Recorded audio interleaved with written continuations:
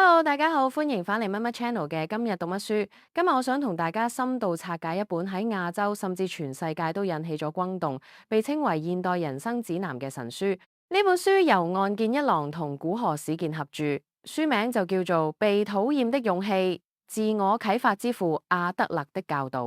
如果你覺得生活好攰，覺得人際關係好似一團亂絲，或者覺得自己無論點努力都得唔到幸福，但今日呢條片，你一定要睇到最後。呢本書唔係嗰種叫你加油嘅心靈雞湯，而係一劑非常之猛嘅藥。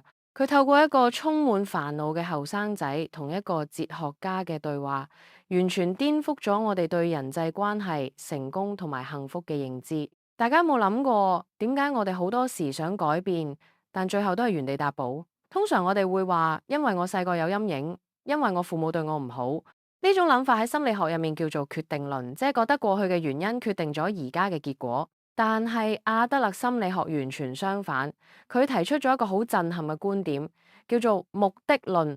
書入面講到一個好深刻嘅例子，有一個後生仔嘅朋友已經將自己閂喺房入面好多年，雖然佢好想出去許工改變，但一踏出門口就會全身發抖、心悸。一般人會覺得佢係因為過去受過創傷，所以出唔到去。但哲學家話佢係因為唔想出去呢個目的，所以先至製造出不安同恐懼嘅情緒。你可能會問，邊有人會咁傻，特登令自己驚到出唔到去喎？其實只要佢一直閂埋門唔出去，佢就可以得到父母嘅關注同細心照顧。一旦佢出到去，佢就會變翻一個平凡人，甚至係一個表現不如人嘅平凡人。所以佢選擇留喺房度，其實係為咗達成留喺現狀唔使受挫呢個目的。呢個觀點真係好闊喎，因為佢話俾我哋聽，心理創傷其實係唔存在嘅。阿德勒認為，決定我哋人生嘅唔係經驗本身，而係我哋賦予經驗嘅意義。我哋每個人其實都係為咗某個目的而活。如果我哋覺得自己不幸，好多時係因為我哋親手選擇咗不幸，因為覺得維持現狀雖然唔開心，但係起碼係輕鬆同安全嘅。講到呢度，你可能會反駁，我發脾氣嗰陣真係控制唔到蓋，係情緒驅使我蓋。書入面又講咗個故仔，有一個後生仔喺咖啡館睇書，個服務生唔小心將咖啡倒咗落佢件新衫度，後生仔即刻暴怒，大聲鬧人。佢覺得自己係因為咖啡倒落衫呢個原因所以憤怒，但哲學家話唔係，你係為咗要大聲鬧人，令對方屈服，所以先至捏造出憤怒呢種情緒作為手段。點解咁講？哲學家舉咗另一個例子。有個阿媽同個女大聲嘈緊交，突然電話響，阿媽一聽發現係個女嘅老師，語氣即刻變得客客氣氣，講咗5分鐘電話，收線之後，阿媽又可以即刻變翻面，繼續對個女破口大罵。呢個古仔說明咗憤怒其實係可以收放自如嘅工具，我哋唔係受情緒控制，而係我哋為咗達成目的而使用情緒。阿德勒有一個非常極端嘅主張。人類嘅煩惱全部都係人際關係嘅煩惱。你可能會諗，唔係，我擔心自己唔夠錢用，擔心生老病死，呢啲都係我個人嘅煩惱啫。但係哲學家解釋，如果你生活喺一個完全冇人嘅宇宙入面，你就唔會有窮嘅概念，亦唔會覺得矮係問題，甚至連孤獨呢種感覺都唔會產生。所有嘅價值感、自卑感，其實都係透過同人比較而嚟嘅。阿德勒承認人人都有自卑感。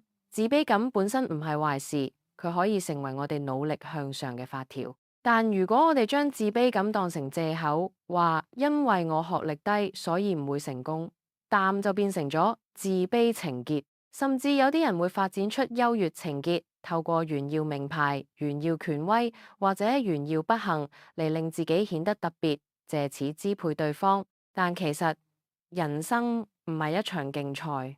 我哋唔係要同人比，而係要同理想嘅自己比。只要你仲係喺度競爭緊，你嘅世界就會充滿敵人。但如果你可以脫離競爭，你就會發現人人都可以係你嘅夥伴。呢本書最出名，亦都係最實用嘅概念，就係課題的分離。好多人生活得好辛苦，係因為佢哋成日踩入人哋嘅課題，或者俾人踩入自己嘅課題。點樣分辨邊個係邊個嘅課題？好簡單，你就係諗因為呢個決定而產生嘅後果，最後係由邊個承擔？例如細路唔肯讀書，父母好焦慮，係淡迫佢，但讀唔讀書係邊個嘅課題，係細路嘅。如果佢唔讀書，最後成績差，入唔到好學校，承擔結果嘅係細路自己，唔係父母。所以父母逼佢讀書，就係介入咗細路嘅課題。阿德勒嘅建議係：你可以將馬牽到水邊，但你唔可以強迫佢飲水。你可以支援佢，等佢知道你想幫佢，但你唔可以代替佢做決定。同樣道理喺職場上面，上司莫名其妙咁鬧你，那是上司嘅課題，唔係你嘅。你只需要做翻好自己份內事。如果你太在意人哋點睇你，想去滿足所有人嘅期望，但你其實就係喺度過緊人哋嘅人生，係一種極之唔自由嘅生活方式。咁到底點先可以得到自由？哲學家講咗一句好震撼嘅話：所謂的自由，就是被別人討厭。呢句說話唔係叫你去惹人厭，而係叫你唔好驚俾人討厭。如果你想不被任何人討厭，你就要向所有人宣誓效忠，睇所有人嘅面色行事。最後你只會變成一個戴住假面具、冇咗自我嘅人。當你擁有被討厭嘅勇氣，唔再追求人哋嘅認同，你先至真正掌握到人際關係嘅王牌。當我哋做到課題分離之後，係咪就係要做一個自私嘅人？唔係。阿德勒話，人際關係嘅終極目標係社會意識 （community feeling）。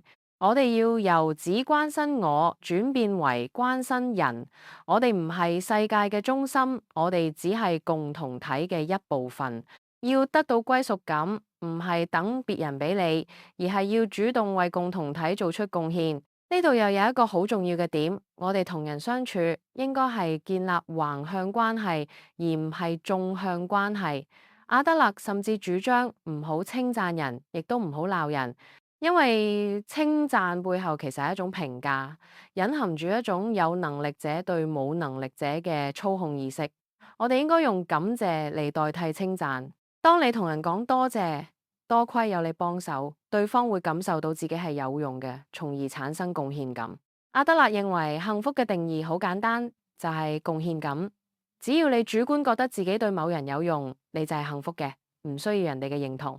最後，哲學家提醒我哋，人生唔係一條線，而係一連串嘅點，亦即係一連串嘅剎那。好多人將人生當成係登山，覺得未攻頂之前嘅時間都係路上，係虛假嘅。